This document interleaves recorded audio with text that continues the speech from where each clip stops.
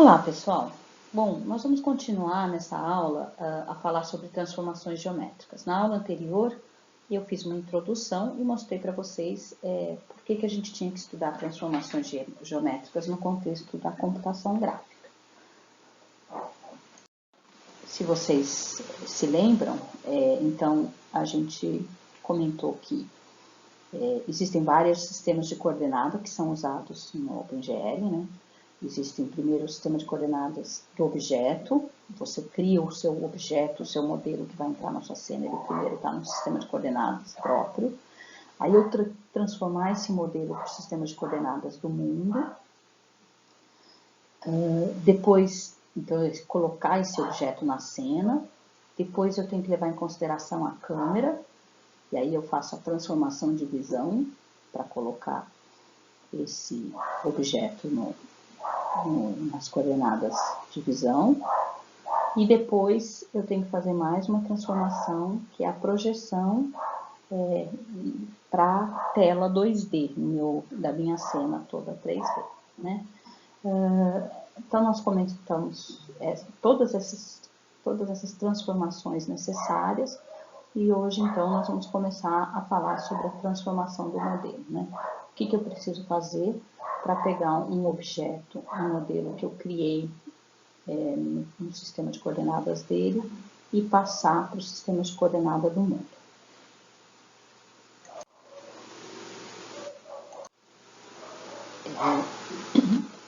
Esse é um conjunto, né, um tipo de transformação que é conhecido por transformações afins.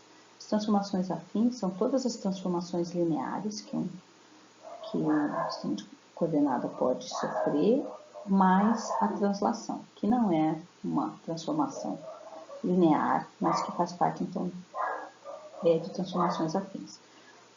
Então, essas transformações aqui, transformação identidade, translação, né, eu movo o objeto, rotação, a escala, eu posso ter uma escala uniforme, né,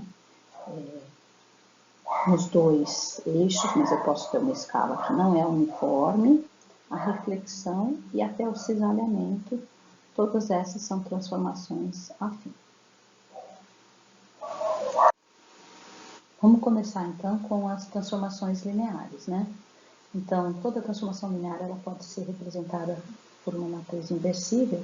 Imagina então, por exemplo, uma transformação 2D linear, ela pode ser representada por uma matriz 2x2, né? Imagina então que eu tenho aqui um vértice, né?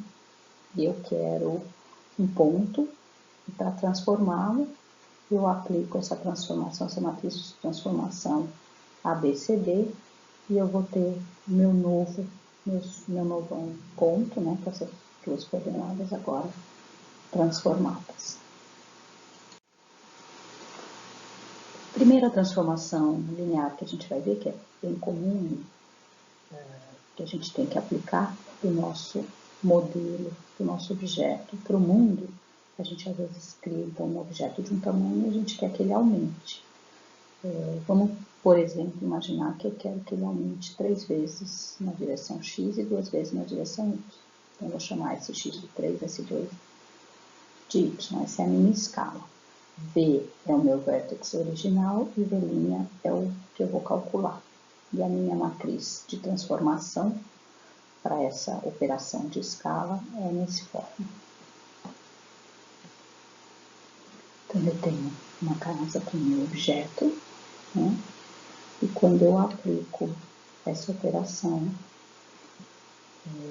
de escala, essa transformação, eu tenho o meu objeto aumentado.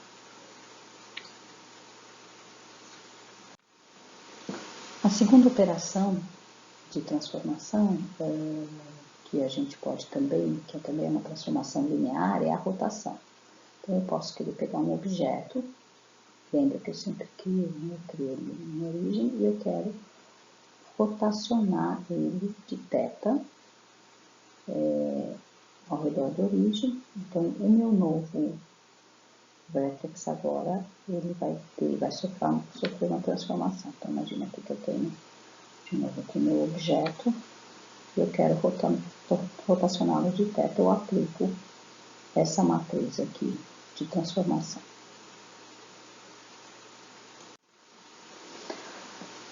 Quando a gente chega em translação, ou seja, a gente quer mover o objeto de um ponto a outro, a translação não é uma transformação linear, ela não pode ser representada por uma matriz 2x2, porque na verdade a minha nova coordenada do meu vértex agora eu tenho que fazer uma soma aqui. Eu não consigo fazer isso com uma operação matricial, né? Uma operação, uma matriz de transformação.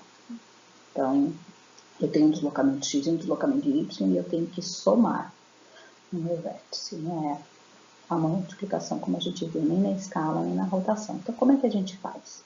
Eu gostaria também de tratar essa translação como uma matriz, porque depois a gente vai ver que a gente consegue compor numa única matriz várias transformações. A escala, a rotação, a translação, eu quero compor tudo isso numa única matriz. Mas eu não posso fazer isso se eu não sou capaz de escrever a translação como uma transformação, como uma matriz.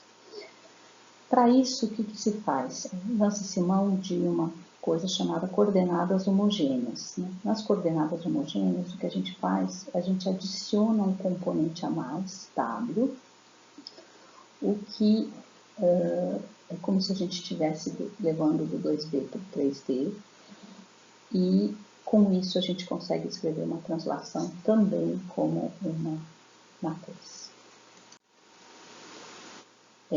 Então, a coordenada homogênea, veja, nós estamos tudo olhando até agora o caso 2D. Então, a escala que era uma matriz 2x2 aqui, a gente adicionou esse componente W igual a 1 aqui. Tanto para a escala, quanto para a rotação, de novo, aqui era a matriz que a gente tinha visto de rotação, mas em coordenada homogênea, a gente acrescenta esse elemento. E agora sim, a translação eu consigo escrever aqui como uma matriz, e assim eu vou poder compor essas transformações. Então, essas são as novas matrizes de transformação, ainda no 2D, apesar de elas serem 3x3. Então, elas são 3x3, não porque a transformação é 3D, mas porque eu adicionei esse componente W aqui, que é esse truque para eu conseguir usar minha translação, descrever minha translação como uma matriz. Então, vamos ver alguns exemplos de transformações. Imagina que eu quisesse aumentar o meu modelo 15 vezes na direção x e 17 vezes na direção y.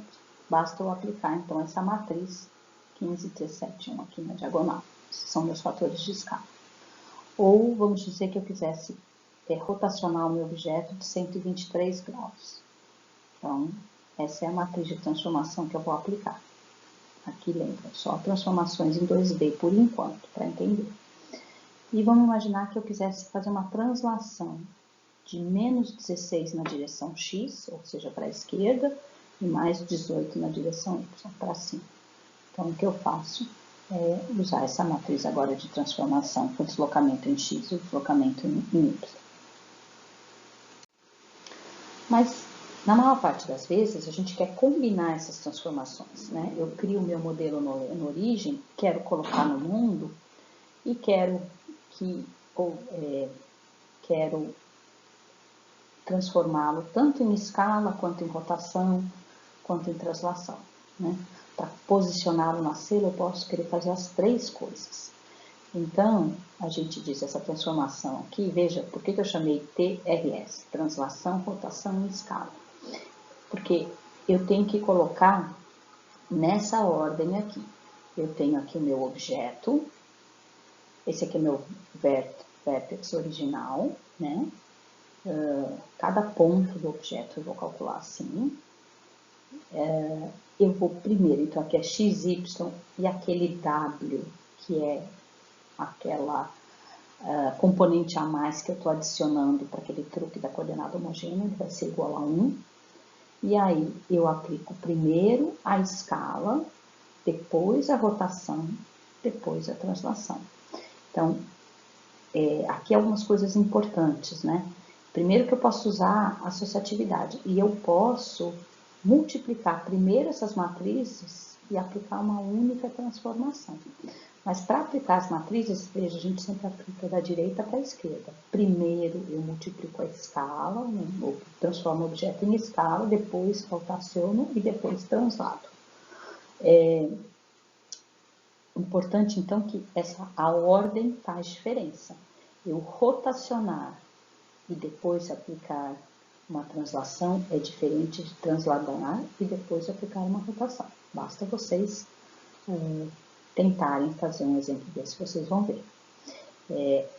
Então, assim, a multiplicação de matriz não é comutativa, é associativa. Então, eu posso multiplicar essas matrizes aqui, mas eu não posso trocá-la de ordem, que o resultado é diferente, tá bom? Essa é a parte mais importante, então. Quando eu vou combinar transformações, eu tenho que saber em que ordem que eu quero que essas transformações ocorram.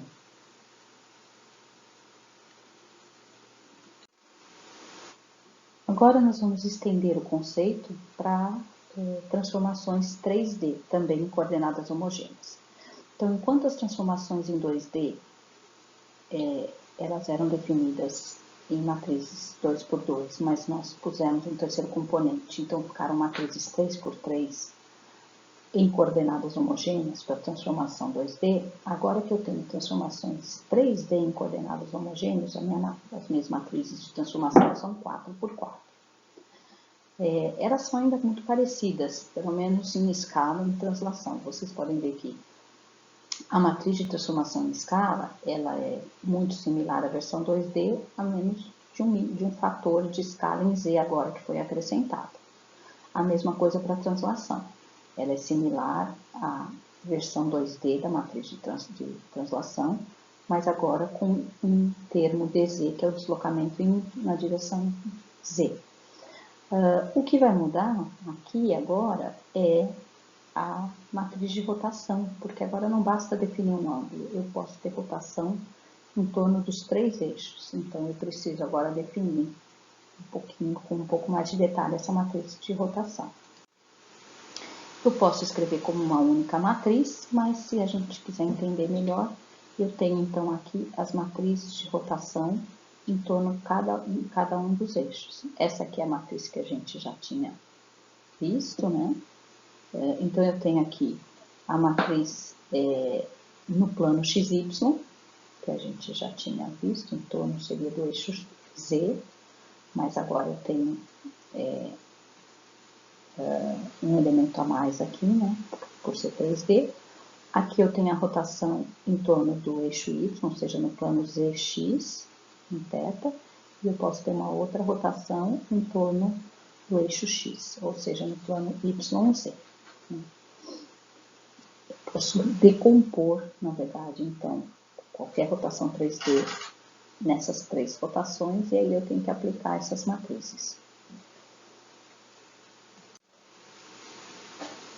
Então, só para resumir, né, o que faz as transformações de modelo, elas são definidas por matrizes, e a gente usa as coordenadas homogêneas para poder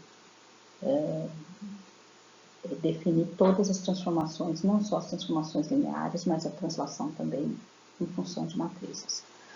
Então, a coordenada homogênea ela acaba adicionando uma dimensão extra, né? Em 2D a gente usa a matriz então 3×3, em 3D a gente usa a matriz 4×4. Essa coordenada extra, esse componente extra é um valor arbitrário W, né?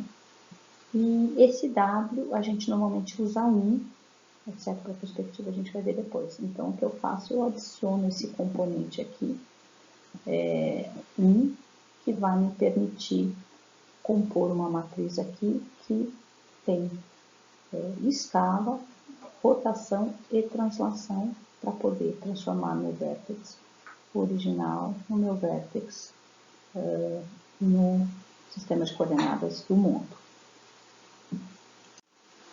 Vamos ver um exemplo, então, de uma transformação 3D, de uma transformação de modelo que eu criei, né, imaginando que eu criei um cubo 3D, Lembrando que, então, quando a gente cria o modelo, ele está no sistema de coordenada do próprio objeto, então, normalmente ele está centrado em 0, 0, 0, e a gente agora quer colocar ele numa cena. Então, eu estou descrevendo aqui passo a passo o que eu quero fazer para colocá-lo na cena. Lembrando que a ordem importa. Então, eu estou dizendo que eu quero primeiro rotacionar esse cubo no sentido horário, no sistema de coordenada do objeto, em 30 graus em torno do eixo X e 90 graus em torno do eixo Z, nesta ordem. E depois eu quero escalar, ainda no sistema de coordenada do objeto, 2 vezes na dimensão em Y e 3 na dimensão em Z. E depois eu vou transladar esse objeto 2, 2, 4, ou seja, deslocamento de 2 unidades no eixo X, 2 unidades no eixo Y, 4 unidades no eixo Z. Qual que é a minha transformação resultante? A transformação final, ela vai ser nesse formato aqui, onde, veja, eu escrevo assim a translação, a escala, a rotação em torno de Z e a rotação em torno de X, mas na verdade eu estou aplicando da direita para a esquerda. Então, da forma como eu descrevi aqui. Eu tenho um cubo em 0, 0, 0.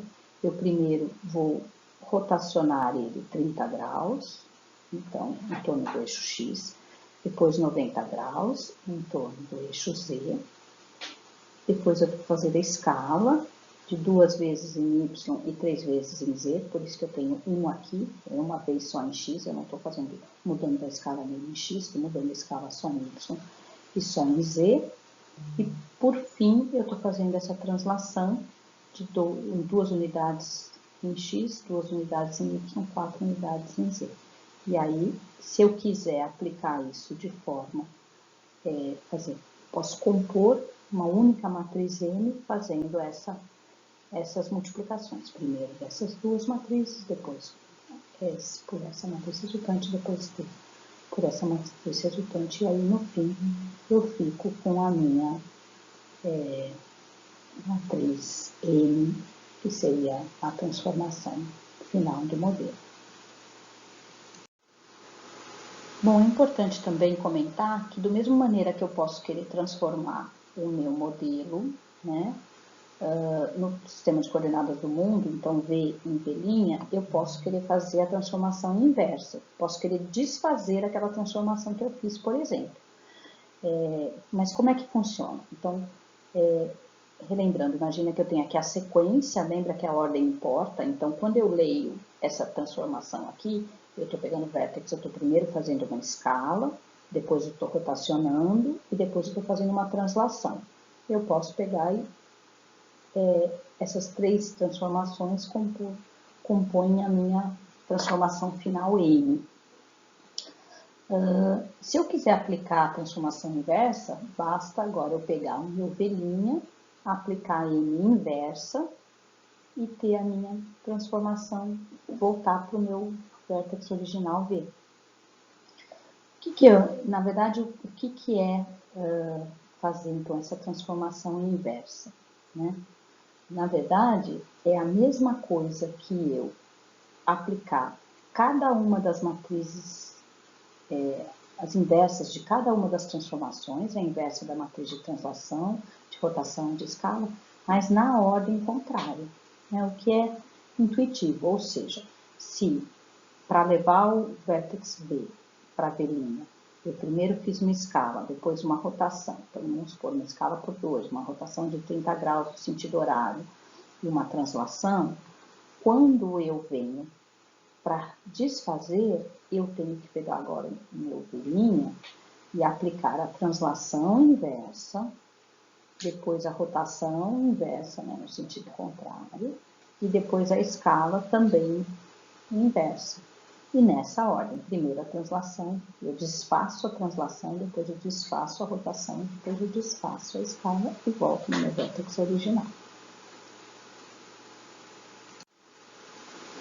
Só para então concluir, ou para resumir, né, lembrando então que eu tenho aqui a minha transformação de modelo, pode ser pensada aqui como uma escala, uma rotação e uma translação, tudo isso compondo uma matriz M, e aqui meu vértex original, no sistema de coordenada do modelo, e aqui ele já no sistema de coordenada do mundo, na minha cena. O que a gente viu é que a gente pode combinar transformações sucessivas numa única matriz, que a gente usa esse truque de coordenadas homogêneas para poder pôr as translações também na forma de matriz, que a ordem de aplicação dessas transformações importa, isso a gente tem que tomar bastante cuidado, porque se eu aplicar essas transformações em uma ordem diferente, o resultado final vai ser diferente, e que as aplicações, a gente sempre aplica a transformação da direita para a esquerda.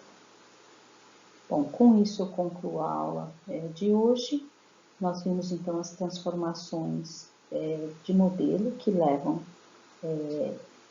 os objetos criados no sistema de coordenadas de objetos para o sistema de coordenadas do mundo, e agora faltam ver as transformações de visão e transformação de projeção para a próxima aula. Até mais!